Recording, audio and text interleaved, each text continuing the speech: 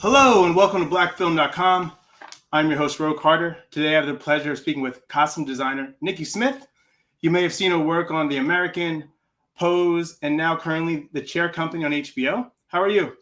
I'm doing great. Thank you for having me. I love the bright colors. Where are you That's at my right now? Caribbean heritage. I'm in New York, actually, cold, Oh, frigid nice. New York. I'm sorry, I'm in Miami. I'll be in Miami next week. We'll link Okay. up. Okay. Seriously, hit me up. Yeah, for real.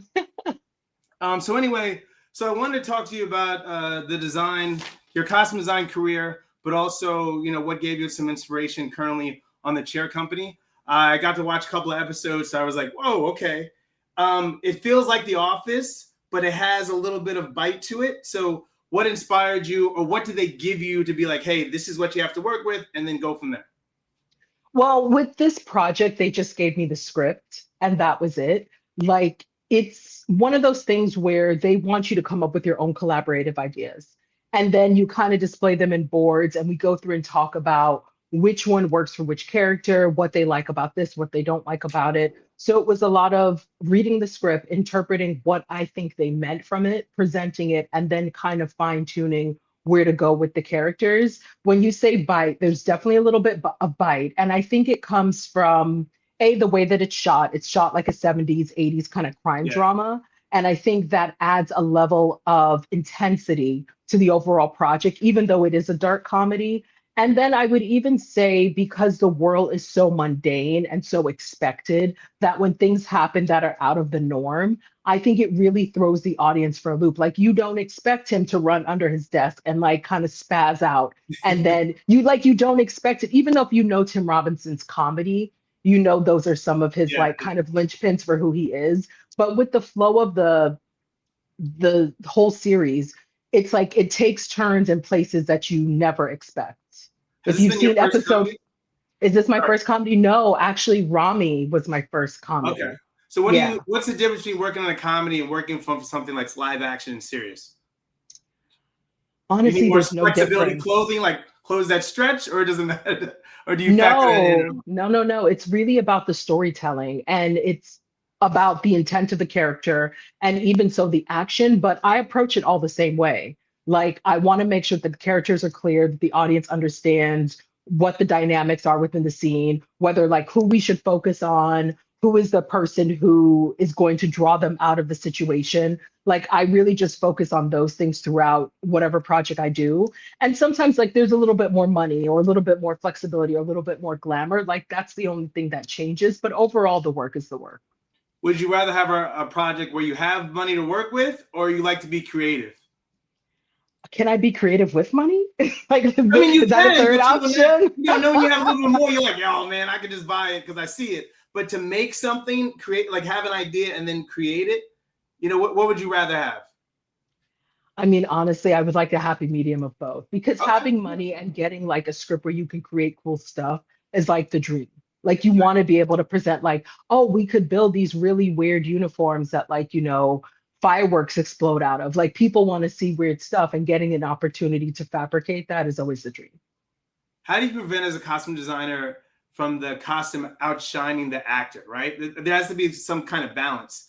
How do you like? I just saw this new show. Oh my God, all I can do is talk about this jacket the whole time.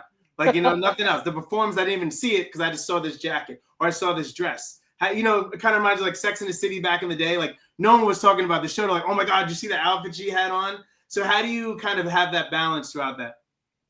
I mean, I think it comes a lot from what the producers want to see. Like, in shows where the costumes are another character to the story, that's because the producers want it to be that way. This was one where it was really about the storytelling, the actors, and then the clothes and the characters that they portrayed. It's kind of just a backdrop to the story. Like, yes, there's focus on like the shirt, the template customer, all of that weirdness, but it always is in service of the overall storytelling and less about, look at this costume, it's really cool. Let me ask you a question. Is there like, do you know a certain designer like in your industry? Like when you see something on TV, like, oh, that's so and so. Everybody knows that's their look. Do you know that? Do we have that in the costume design kind of field? We do. Like, there's certain projects that you'll hear and you'll be like, oh, I know so and so is going to get that project. And a Okay. lot of it is A, because they've worked with that director or the producer a lot and they've kind of become like family. So you Uh-huh. know if it's going to be, Kugler, you know it's going to be Ruth Carter because they're family at this point. But there's just certain designers that you see their work right away and you're like, oh, I know who that is. And it's kind of a beauty to get to see people's trademark work through different genres and different, whether it's TV or film, like someone like a Bina Dagler, like she's an amazing designer. Bina does TV, opera, movies, but as soon as you see her work, you're like, oh, the tailoring is perfect. The colors are nuanced. It's got to be Bina's work.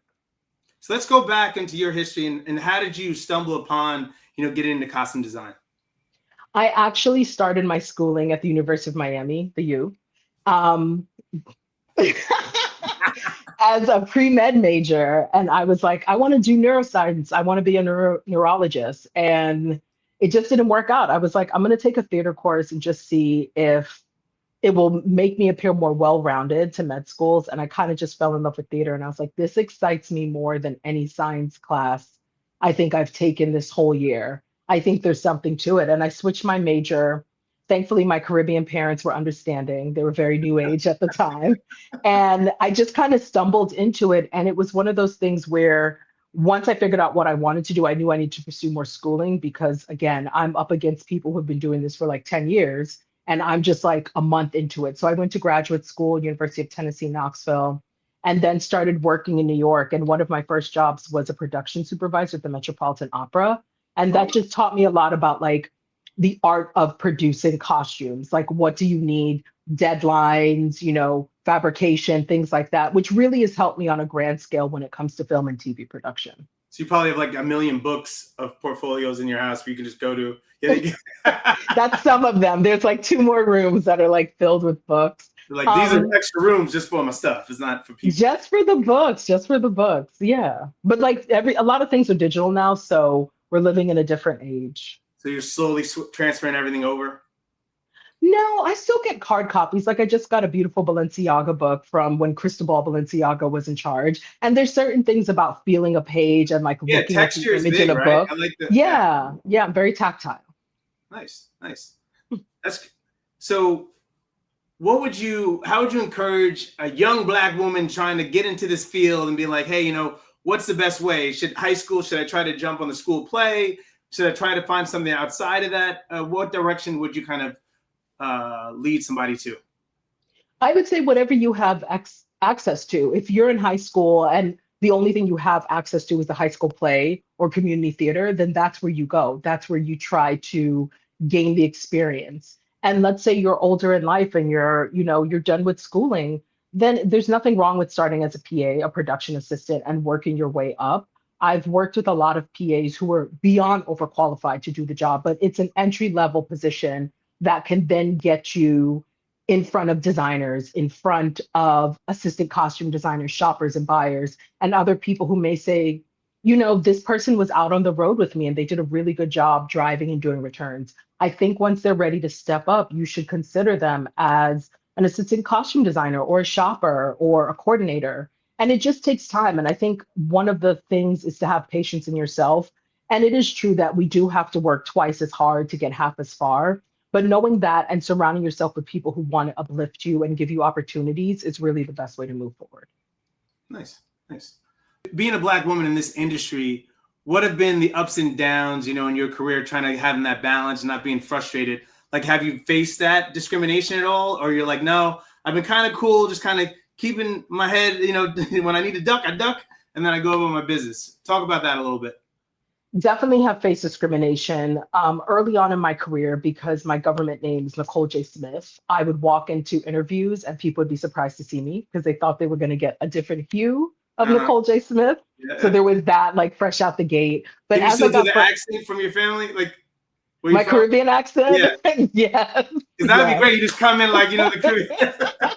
They'd be like, but it was, Yeah. they would catch themselves. They'd be like, oh, okay, Yeah. this is not what I expected.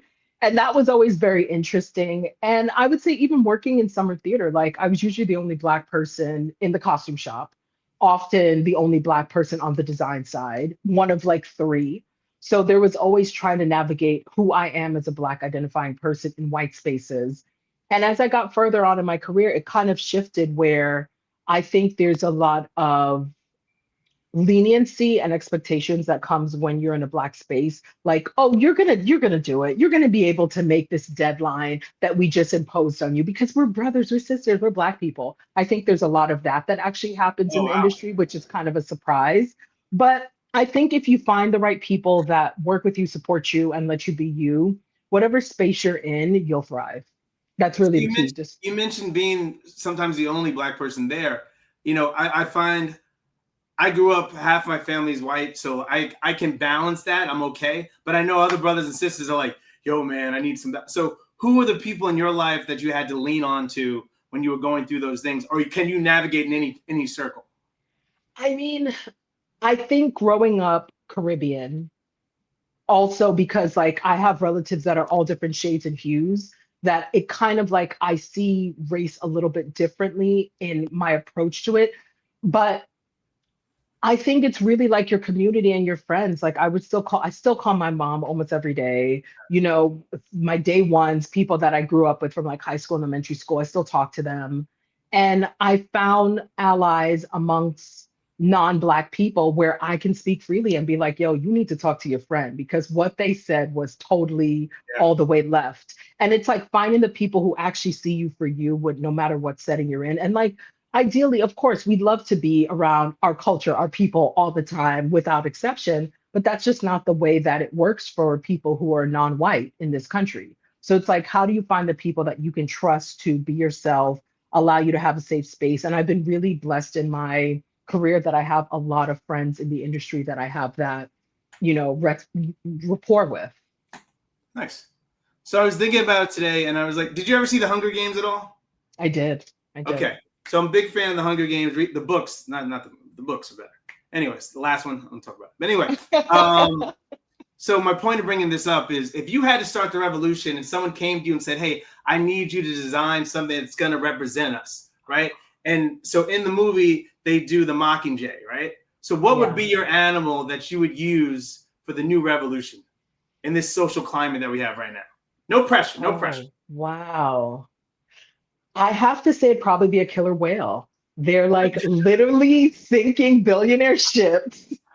They are some of the smartest animals I, on didn't, this I didn't see that planet. one. That is okay. They Okay. communicate in a way that like we don't even understand. Like the depth of their intelligence and communication Wow. is All right. so like above our understanding as humans. It would be a killer whale, like I didn't down with expect the that. billionaires. Okay. All right. Go around little fun tail. All right. And they're really smart and they're great hunters and they can like go long distances without stopping. They're kind of You impressive. know a lot about killer whales. I'm a nerd. I know a lot about science and animal. So to go back to the show, there's a scene that just blew my mind in the chair company, and the character he gets kind of attacked, and then the guy's like, "Oh, you just attacked me," and he goes to chase him. And then the rundown scene, as he's running him down, he unbuttons his shirt and it just comes off. And I need to ask you now, tell the truth, Nicky Smith. Did that really happen in real time, or was that some mirrors and magic stuff? Like what happened? I mean, it happened in real time. Like we got really lucky finding a shirt that had really good sturdy wooden buttons and the buttonholes on the shirt were wide enough that you could just like slip it out. So he practiced it a couple times and he's like, "Oh, this is really easy." And that's what it was. It literally the shirt magically actually Ladies did and what it gentlemen, needed that's to one of the do. scenes that blew my mind. I was like, "There's no way." Like I'm crying, laughing. I'm like, "There's no way you can do that." So check it out. If it's not for anything, for a costume design, but also for that, the fit, that he was able to get out of that. Last question for you. So I do a show called Rewind with Ro, and I ask the talent that I have on if you could rewind any moment in your career or on the show you worked on, what would it be? Oh gosh. No pressure. I would say on this show, we had a mascot that you see. I want to say it's in episode 3 or 4, Mhm. where it's Beesbo, who's like the beignet trumpet with like the mustache and all of that. You don't really see much of it in the episode because of editing. It's only a half hour show, But that day on set, when Beesbo walked on set, everyone was like, yo, he's so cool. People were wanting to take photos with him. And I was just like, me and my team fabricated this giant mascot that is a Cajun beignet and had to have like, actual keys, like a cornet. Like it was one of those things where it all came together at the last minute. And I'm just really grateful for the people that, made it happen. Like we hired this really amazing fabricator, Sam Hill Studios. They do stuff for SNL. They do stuff for everyone in New York. They're like the best of the best. And getting to see something on set in live action that actually brought people joy and happiness was really amazing. That's funny. That reminds me of like the Liberty Elephant. And when she walks around Brooklyn, everybody goes, Ellie. yeah, see? I love Ellie. Ellie is my girl. Ellie can style. She's dance, ready to go. pop, everything. She's such a hood girl with her little Mary J. Blige earrings. I see Yeah, you, I'm girl. like, all right. I love Ellie. Anyway, thank you, Nicky Smith, for your time today. Appreciate it. Again, everybody, check out our work on the Chair Company. Also, again, she did the American Pose and other shows. So check her out and good luck. Thank you. Happy day.